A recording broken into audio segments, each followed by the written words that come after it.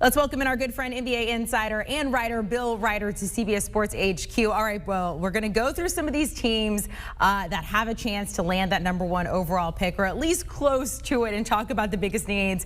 We're going to start with the Rockets. I'm not sure what adjective to use: abysmal, atrocious, worst record in the NBA this past season. So where to begin here, Bill? What is the biggest need for the Houston Rockets?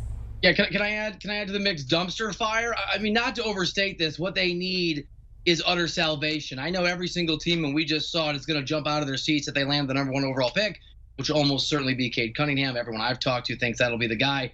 The Rockets need it as much as anybody, but if they don't get that pick, right, things are so desolate in Houston.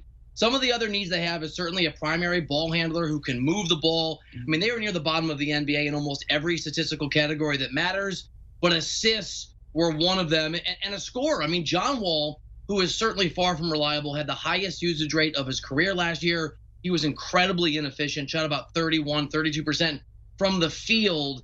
So they need a lot of help. They need a scorer. They need somebody who can move the ball. They could use some three-point shooting. They could use some wings defensively.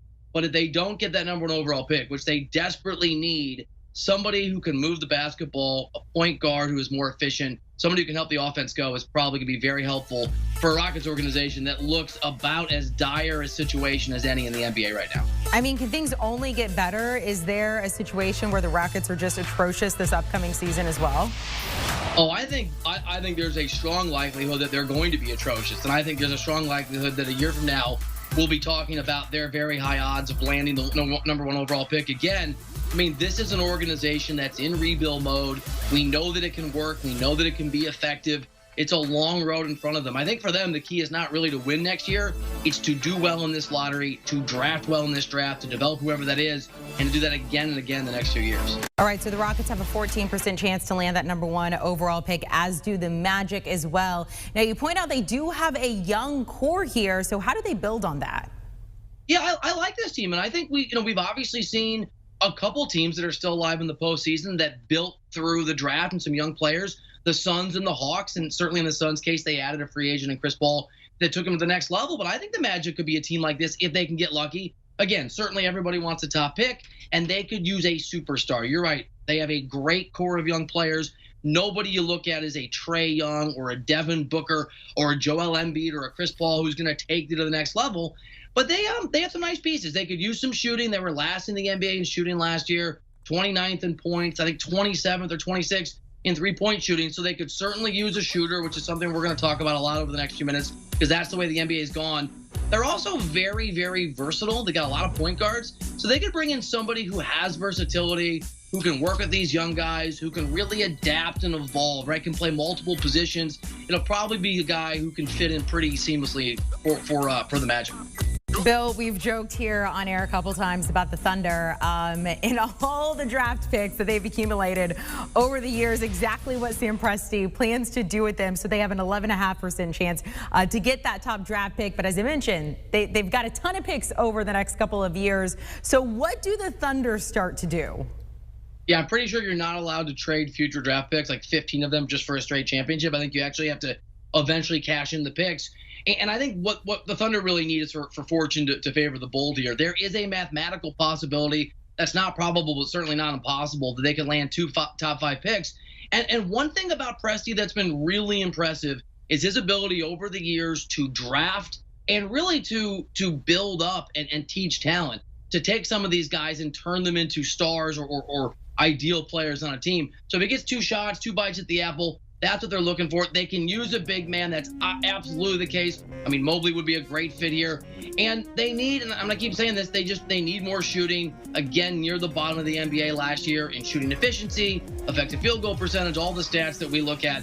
But for the most part, I think what they're really hoping for tonight is just land a couple top 5 picks, have those ping pong balls bounce the right way. And I think Sam Presti will load up and begin a rebuilding process. It'll be less about picks and more about actual bodies being drafted.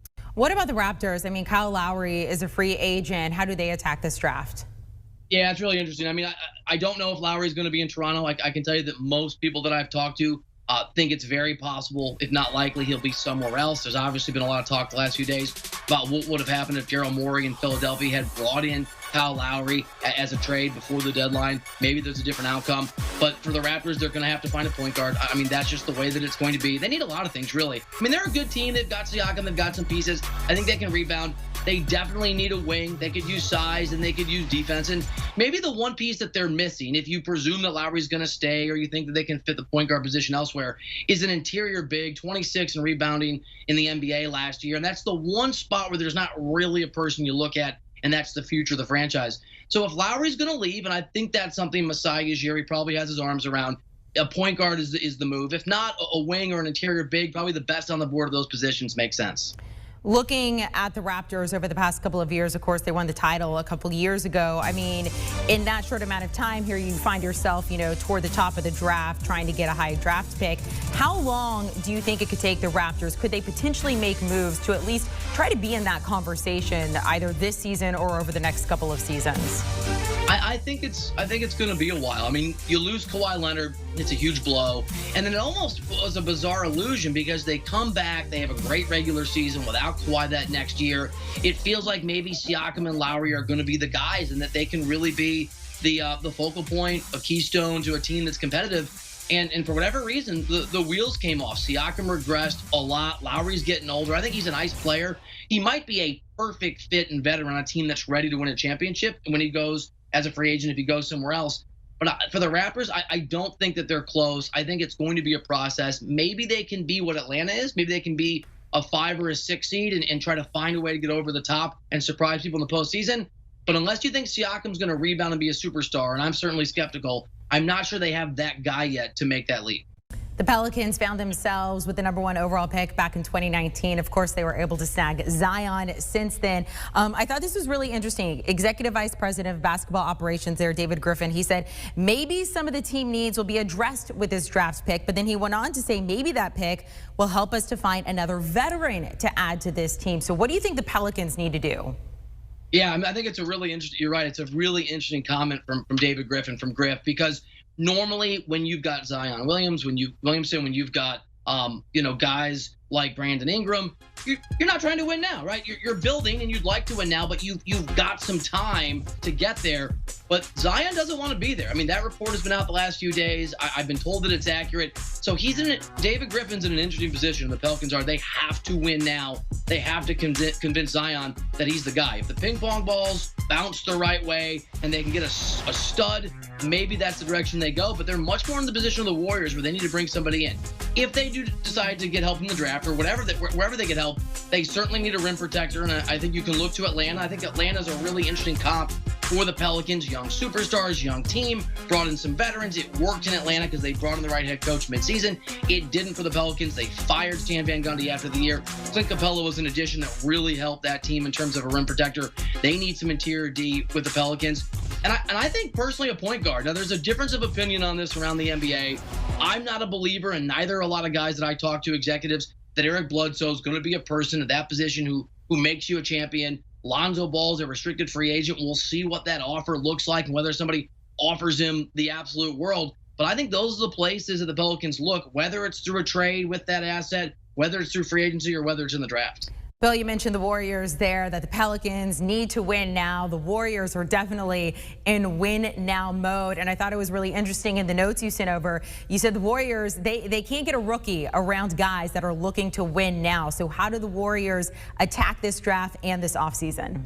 Yeah, I thought Draymond Green gave the game away a little bit. A few weeks ago, he was watching a Wizards game, and he was obviously talking about Bradley Beal and Russell Westbrook and said you can't surround stars who have a closing window with rookies. But at least to me, Amanda, it really sounded like he was really talking about the Golden State Warriors. And that's really been the mentality of that organization, talking to sources the last few years. They've always been open to the idea of making trades to bring in guys that can help them now. Just that pick for James Wiseman, it just wasn't valuable enough to get who they wanted. So I think what they're going to hope for is a high enough pick that they can make a trade and go get help.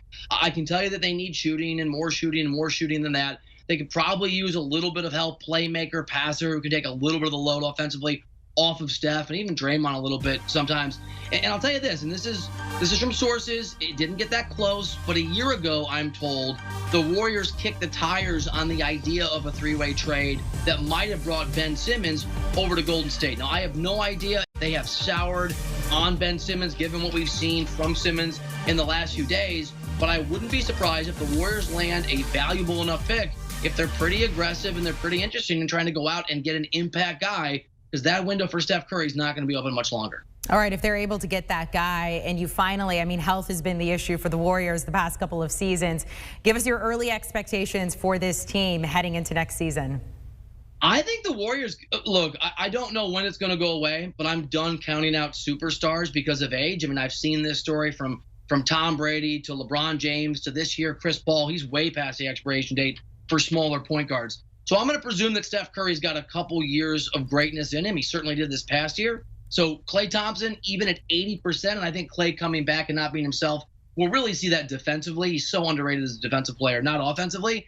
If Draymond still got a little bit in the tank, if they can develop some of those other guys that they brought in, if Wiseman can take a step forward and they bring in a big piece, I think there's no reason, what clearly has been a wide open Western and Eastern Conference this year, that the Warriors can't be one of a handful of championship contenders next. Do you want a sports network that delivers everything that matters about the game? The highlights, the picks, the instant analysis, no yelling, no fake debates, no politics. Hit the subscribe button and never miss a moment.